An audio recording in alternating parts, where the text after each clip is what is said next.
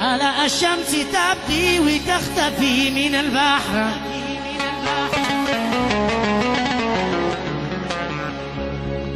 ألا تبدي وتختفي من البحر. قولوا لي عاصي والدي مش البحر.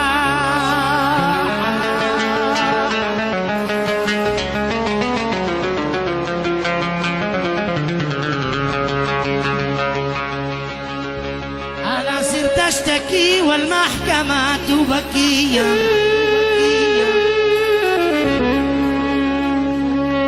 ألا والمحكمة تبكي،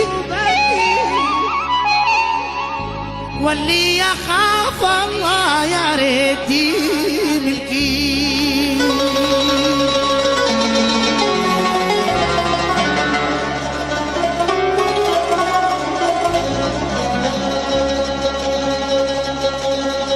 أنا لمو شبكي وعاد معي ربه، شبكي وعاد معي رب السماء يحكم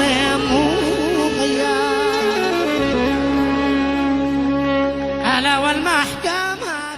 اللهم لك الحمد. السلام عليكم. وعليكم السلام ورحمة الله. هذا شاكر. شاكر من؟ هذا شاكر يا خبره. شاكر في صحراء من؟ هذاكم. لا والله شاكر الجماعي. لا وسهلا. والله حياك الله. نبي متابعين بالصحراء. شاكر يا أخي اهدأ. والله انك العبس يا حسن، لو بتزيد الحين ما زرت ما بتفعلوها ما لحقتوني. يعني سألك بالله التراب هذا مش مؤثر؟ والله ما يقطع فيك قاطعا. لا حول ولا قوة إلا بالله. وما كنت شيء مننا يا شاكر. يعني أنا هربت منك وفلتك تسافر تغترب تجمع زلط تشقى على أسرتك، على أهلك، على عيالك، على أخوالك، على كل أهلك. هذاك أمس سافرت مدري أول أمس ما رجع بك. احنا ما دخلنا للأجل نطب الله على كرشنا وعلى أسرتنا ونرجع نتزوج ونفعل لنا أي حاجة في البلاد هذا، وإنه ما قدرناش نوصل لهم. طيب ما هو اللي حصل يا شاكر؟ اللي حصل يا عزيزي إنه الطريق غير الطريق، أنا قزني 4 ساعات وأنا في المنفذ، وإنه طلع ربع شهر وأنا في المنفذ. قزني وسفلت وعاد وصل وحركات، وإنه يعني الأمور سهبرة، وإنه صحراء في الربع الخالي أمانة يثرب، لا تحصل لا جمل لا حتى الدمي أمانة، حتى العقرب ما تحصله. ندري ايش تحصل في الصحراء؟ أنت حصلت نفس اللي حصلنا احنا والخبرة.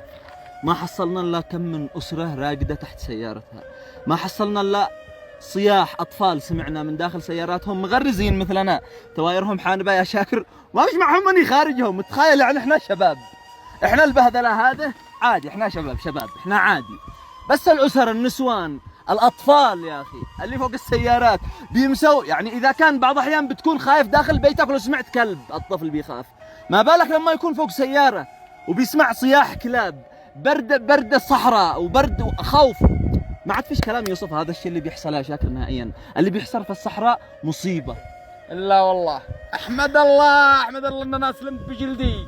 صاحب السيارة اللي دخلت معك امان انا ما لقيت لا 3 قطاع طرق، حجاب ربي بس ما شاء الله ما ادخل.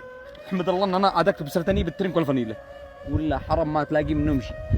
انا سلمت بجلدي وهربت، والخبره كل واحد طعفر، واحد شكل اتدخل هكذا، واحد قدوه في مسقط حماء رجع. طيب يا حسن تذكر لو ما صرت انا وانت حدا، هذا الطريق الداخليه اللي ابسط حق من حقوقنا.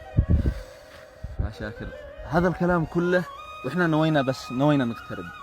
يعني لو جينا للصدق ومش تمثيل، احنا اصلا ما خرجناش من اليمن. هذه المعاناه اللي آلاف القصص اللي نسمعها، بس الشيء اللي عانيناه وشفناه محليا داخليا الطريق اللي كان يا شاكر 6 ساعات من صنعاء لعدن، اليوم 18 ساعة تدور حول الدنيا كلها علشان توصل لنفس الطريق اللي كان 6 ساعات.